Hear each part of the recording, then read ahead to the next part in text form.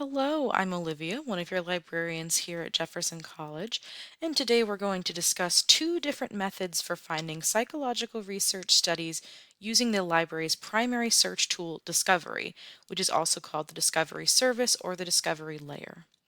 This video will focus on finding scholarly resources like articles, in which researchers detail their studies and findings, journals, the collections in which these articles are published, and the databases that contain these journals which can be accessed through the library. If you think you might want to brush up on some of the different types of sources, check out the videos linked in the description or browse the library's YouTube page. So there are multiple ways to get to the library's resources, but for today, we're going to start by hopping onto the library's website. So if you're off campus, you'll want to make sure that you're logged into MyJeffco before you try to access any of our resources, but if you're on campus, you'll be just fine. So on this page, you'll find links to many different ways to access library databases and resources. If you already have a database in mind that you want to use, you can go to the databases by subject link or our A to Z list of databases. But if you're wanting to search through multiple databases at once to cast the widest possible net for resources on your topic, Discovery here is an excellent option, which is why I'm going to use it today. So the first thing I'm going to demonstrate today is a straightforward search for a psychological research study based on a topic that I'm interested in. So as you can see on this page, we have a red search box here that says Discovery at the Jefferson College Library. This sets you up nicely to perform a basic keyword search. So in my case, I'm going to look for stress management. One of the nice things about Discovery can also be a challenge, because as you can see, when we do a keyword search, we end up with a lot of results and therefore a lot of sorting to do. That's why it can actually be helpful to start with an advanced search if you already know that you're looking for a research study, so that we can put in multiple search terms at once and preemptively narrow our results. So we can click that advanced search button right over here. And our initial search should stay in the first search box like this, but we'll want to add in a few things that will help us ensure we're getting the scientific psychology studies that we're looking for. So the first thing we're going to do is add the term study as something that we're actually going to search for in the abstract field. By doing this, we'll end up with results that are likely original studies, because generally the articles will reference performing a study in an active way, using phrases like this study or our study in the abstract. So if we just search these two terms, that has already reduced our results by quite a bit, but we still have a ways to go. So I'm going to click Advanced Search again, and we can see we have our terms there, but we want to add a few more. So I'm going to also tack on the term result and method as additional keywords. This will help ensure that our results pull studies with result and methodology sections in the articles. These are standard sections that you can expect to find in scholarly psychology articles. Another useful thing to add, which you can do by clicking this little plus sign that says add fields, is a truncated search. Truncation is a technique that allows you to broaden your search to include various spellings and word endings by shortening a word to its root and then adding a truncation symbol at the end. In this case, we know that we're looking for psychological studies, which are mostly going to be found published in psychology-related journals. And academic journals tend to incorporate the name of the field in their titles, so we can narrow down our results to just those found in psychology journals by doing a truncated search with psych and adding the asterisk on the end, and then changing the field here to journal title and source. So this means that we'll only be looking at articles that meet our criteria here and are also found in academic journals with some variation of psychology in the title, like the Journal of Psychological Science or the Journal of Psychiatry. It's helpful to use truncation in Discovery because we're looking through so many databases at once. So if you're looking through a specific database like APA Psych articles, you probably won't need to use a truncated source search because that database is exclusively for journals already related to the field of psychology. So we'll go ahead, put our search in. In this case, when we still have a ways to go, another thing that we can try, another term we can add to our advanced search is the term participant. And this can be useful for eliminating literature reviews. Literature reviews are essentially a summary and evaluation of existing research on a specific topic. They can be really helpful for establishing an understanding of your topic and how researchers have studied it over the years. But if you're looking for an actual research study, which typically requires participants, literature reviews aren't going to help you much. Okay, so we've got our results narrowed down quite a bit already with our existing search terms, which you can see actually listed right up here in our coded form with our Boolean operators. But it is still a pretty long list of results here.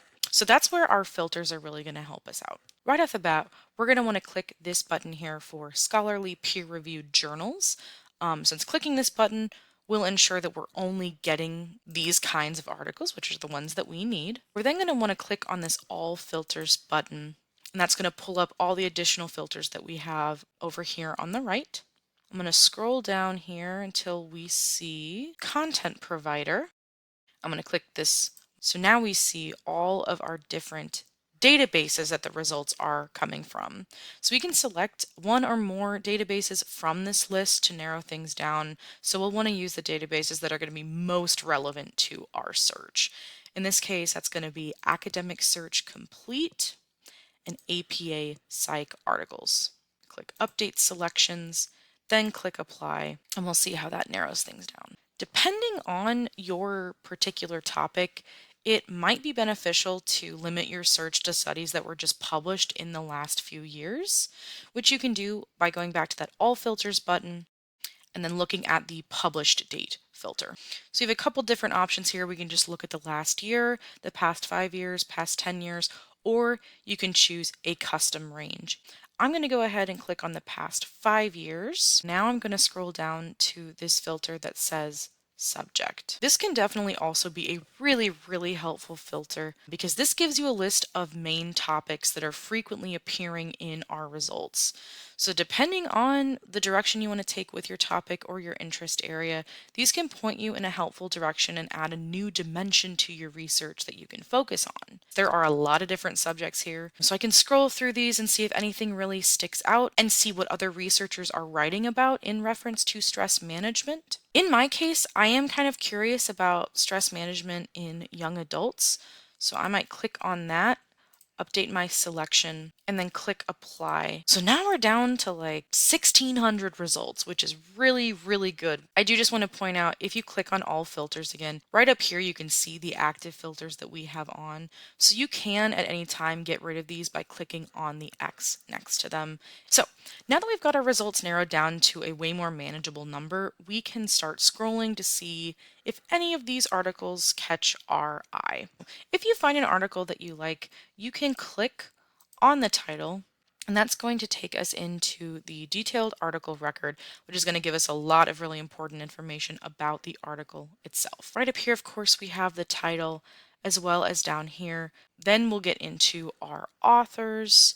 We have the source where it was published. In this case, this article was published in the Journal of Consulting and Clinical Psychology. This line will also kind of give us an idea of how long it is, so we can see our page numbers here. And if we scroll down a little bit further, we'll get into the abstract. And this is going to provide us with a general overview or summary of the study and its purpose. If we scroll back up to the top here, we have a couple of different options for how we can access the full text, but when it's possible, I would always choose the PDF because it will show you exactly how the article looked in its original published form. And that means that you're going to get page numbers that you'll need for in-text citations, as well as any charts or graphs that will help to kind of illustrate the content or the data that was collected. If you're wanting to save this article or access this article later, you have quite a few different options for how you can do that, and those are going to be right up here along the top. You can print this article, you can download it. You also can press this little arrow for share. It's going to give you the option to send it to your email, or you can click this create link and it will generate a permalink for you. I also want to point out this little quotation mark is the citation generator. And while these citation generators can be potentially useful as a starting point, be wary of using in-database citation generators without verifying the accuracy of the citation that they make. Now, another thing that I want to demonstrate here today is how discovery can also be helpful in finding a specific study or article using information that you've gathered from a popular source. At some point, you've probably stumbled upon some interesting research or information beyond the library's resources, like something you saw in a YouTube video or on TikTok. Popular sources like these aren't always the best about telling you exactly where that information came from, since they're usually more interested in making headlines or getting likes or going viral. So, if you're trying to figure out what study it is that they referenced, you might only have limited information to work with. So, knowing how to use Discovery means that you can use the information that you do have to try and find that study in our databases. So, for example, I found a reference to a particular research study in this article that I found on this website. And even though it looks like a link, it's not actually a link, but we know that there was a 2013 study conducted at Concordia University where researchers linked optimism to the biological stress response. So we don't have a link, we don't have authors, we don't have a title of the study, but we do know where the study was conducted, when it was conducted, and the general concepts that it focused on. So now I can come back to Discovery, do an advanced search using these major concepts as keywords to search for the study. And since we're on the advanced search page, I can also scroll down here and preemptively use the publish date to limit my date range here, which would be important in this case since we know that the article was published in 2013. So it might be really beneficial for us to look at, the year that it was published as well as maybe the year or so after it was published, just so we can kind of account for anything in that range. Now I'm going to go ahead, click search, and we'll see if that pulls anything for us. All right, let's check out this first result here. We'll look at the record so that we can see more information about the article. It looks like it could very well be the study. It appears, the authors are from Concordia University in Canada. If we scroll down a little bit further, we can see, our subjects here. We have optimism, there's cortisol production. So we're looking pretty good. The only thing that's tripping me up a little bit is that the publication date up here says 2014. But if we scroll a little bit further down in the record, we can take a look at the publication history, and it looks like it was actually first published in 2013. So odds are this is probably my article, but if not, it's pretty darn close. And that'll do it for us today. As always, if you have any questions or need any assistance, come visit us at the library or contact us through one of these methods.